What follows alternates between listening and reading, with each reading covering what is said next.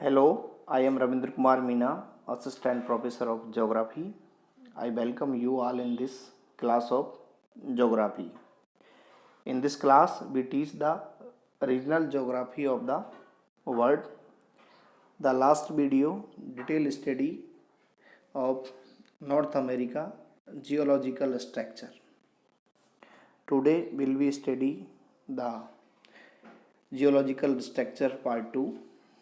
पिछले last video में हमने उत्तरी अमेरिका की भूगर्भिक संरचना का अध्ययन किया था, जिसमें हमने देखा था कि उत्तरी अमेरिका को भूगर्भिक संरचना के आधार पर 4 प्रदेशों में विभक्त किया गया है, जिसमें हमने कैनेडियन और अथवा लॉरेंशियल शिल्ड और एप्लेशियन पर्वत तंत्र को पढ़ लिया। आज उसी क्रम में जो उसका पार्ट 3 है, जिसे पश्चिमी उच्च प्रदेश या कॉर्डिलेरा के नाम से जाना जाता है, उसका अध्ययन हम यहाँ पे करेंगे। ये भूगर्भिक संरचना के आधार पर ये जो पार्ट है अमेरिका का, ये नंबर 3 पे आता है। इसमें हम देखें कि लगभग 1/3 भाग पे ये अमेरिका के पे फैला हुआ है और महाद्वीप के पश्चिम भाग में स्थित होने के कारण इसे पश्चिमी उच्च प्रदेश या पश्चिमी कॉर्डिलेरा के नाम से जाना जाता है। ये जो पर्वत श्रृंखला है, जो नॉर्थ अमेरिका में नवीनतम पर्वत श्रृंखला है, और इसका जो संबंध है, हम जो भूगर्भिक काल की चर्चा करें तो ये उसमें एल्पाइन पर्वत निर्माण युग से इसका संबंध है। इनका निर्माण अंतिम मेसोजोइक युग से और टर्सरी काल तक जितने भी भूगर्भिक युग थे बीच में विभिन्न, उनके अंतर्गत इसका निर्माण हुआ है। इसके संबंध में ये कहा जाता है इसके निर्माण के में कि जो पेंजिया महाद्वीप था, उसके विखंडित होकर पूरब से पश्चिम की ओर होने वाले दबाव के कारण प्रशांत महासागरीय पर्वत जो चक्र है, उसकी श्रृंखलाओं का निर्माण हुआ। अर्थात जो नॉर्थ अमेरिका कॉन्टिनेंटल है, जो पश्चिम की तरफ जब गया तो प्रशांत महासागरीय प्लेट से ये टकराया, और उस टकराव की वजह से जो वलन पड़ा है इस महाद्वीप के पश्चिम किनारे पर और प्रशांत महासागरीय प्लेट के पूर्वी किनारे पर, उससे ये पश्चिमी जो कॉर्डिलेरा है उसकी उत्पत्ति हुई है। यहाँ के तलछट में जो उत्थान की क्रिया लगभग 7 करोड़ वर्ष पूर्व प्रारंभ हुई और उससे ये रॉकी पर्वत यहाँ पे बना है। पर्वत श्रृंखला में उत्थान के साथ साथ भ्रंश की क्रिया और उद्गारों का भी योग रहा है। इसकी वजह से इसमें अंतः पर्वतीय पठार और बेसिनों का क्या हुआ है, निर्माण हुआ है। इसे अगर हम देखें तो यहाँ पे हम देखेंगे कि ये है रॉकी पर्वत, ये मैकेंजी नदी और ये ब्रिटिश कोलंबिया का क्षेत्र है। इसके अलावा बीच में ये ग्रेट बेसिन है।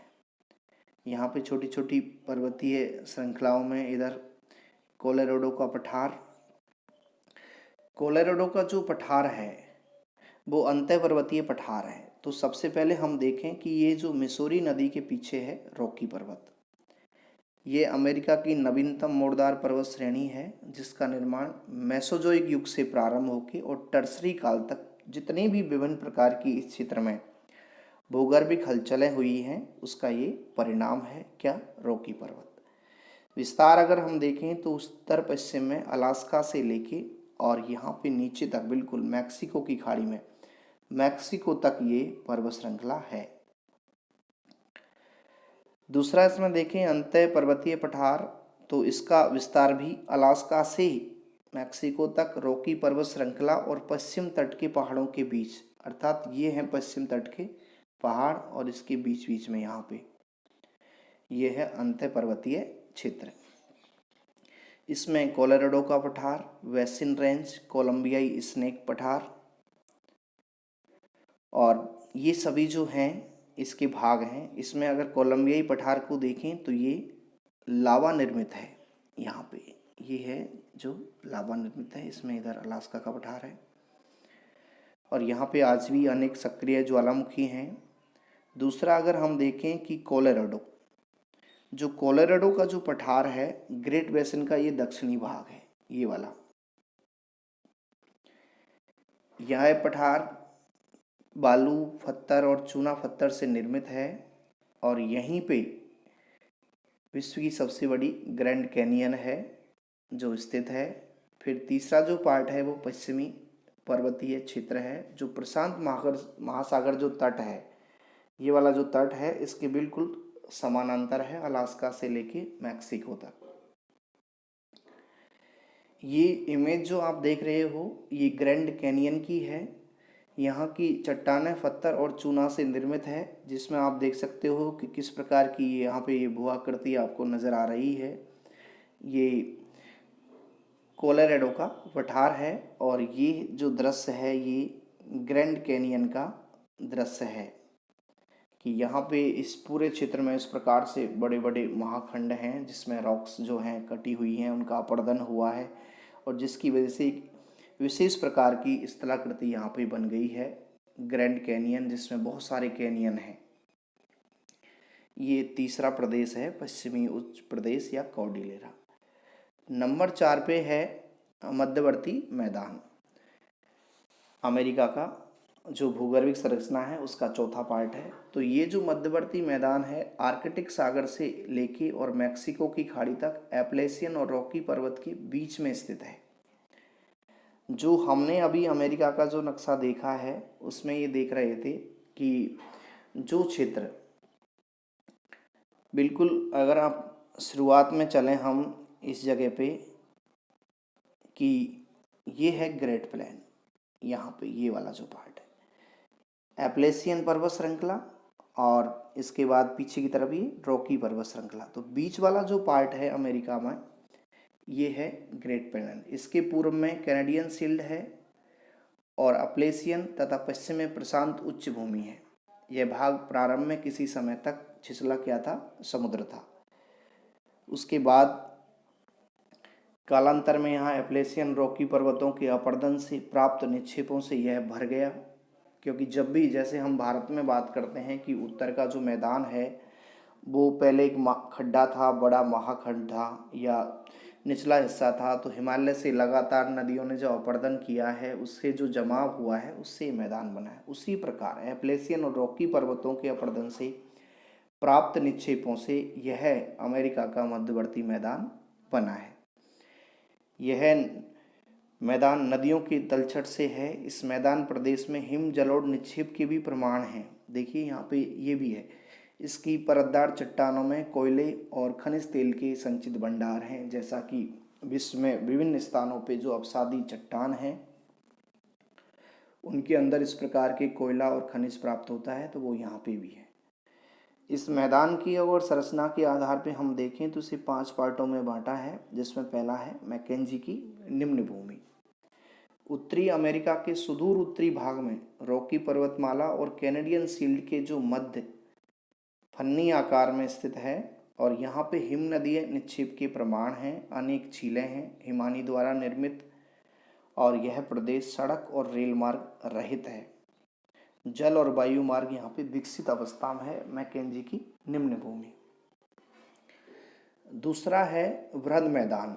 तो यह क्षेत्र मध्य रॉकी के पूर्व में है। अगर आपके दिमाग में अमेरिका का नक्शा है, वहाँ पे कहाँ पे रॉकी है, कहाँ पे एप्लेसियन पर्वत है, कहाँ पे ये बेसिन है, कहाँ पे पश्चिमी कॉर्डिलेरा है, कैनेडियन शील्ड है, तो झट से आप इस चीज़ को पकड़ जाओगे कि रॉकी के पूर्व में और इसके उत्तर में कोडे डी मिसोरी अंतर्राष्ट्रीय सीमा है और सुदूर दक्षिण में वृहद मैदान है जो वॉल्कन कगारों के रूप में प्रयुक्त होते हैं। उसको छोड़कर कोई भी भूआकृतिक रचना आंतरिक मैदान और वृहद मैदानों की सीमा को रेखांकित नहीं करती है, सीमांकित नहीं करती है।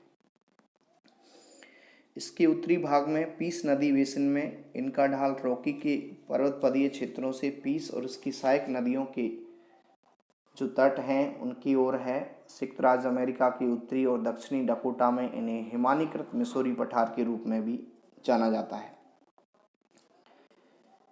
उसके बाद हिम चादर का विस्तार दक्षिण की ओर मिसोरी नदी तक पहले था, अभी नहीं है। इस मैदान को मिसिसिपी मिसोरी के मैदान से भी के नाम से भी जाना जाता है और हम जानते हैं कि दुनिया की तीसरी बड़ी नदी है ये नील अमेजन के बाद जिसमें सर्वाधिक पानी जो बहता है वो मिसिसिपी मिसौरी है। यहाँ पे समतल धरातल वाला मैदान किससे बना है, तो वो बना है मिसिसिपी मिसौरी और उसकी सहायक नदियों ने जो जलोढ़ से जो काप मिट्टी प्राप्त हुई है उससे ये मैदान है जो बना है।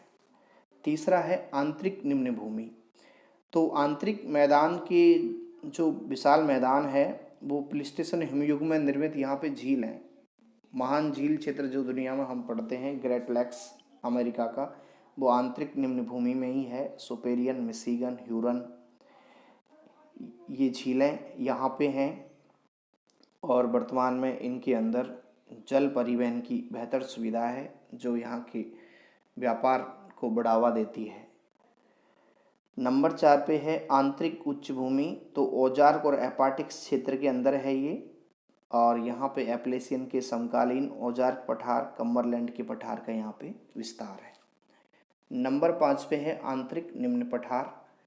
तो इसके अंतर्गत कैटुंकी और टेनेसी का असमतलन क्षेत्र है और कम्बरलैंड का पठार सम्मिलित किया जाता है और यहाँ पे नदी अपर्दन के कारण ये नैशविले बेसिन और ब्लू ग्रास बेसिन का क्या हुआ है, निर्माण हुआ है।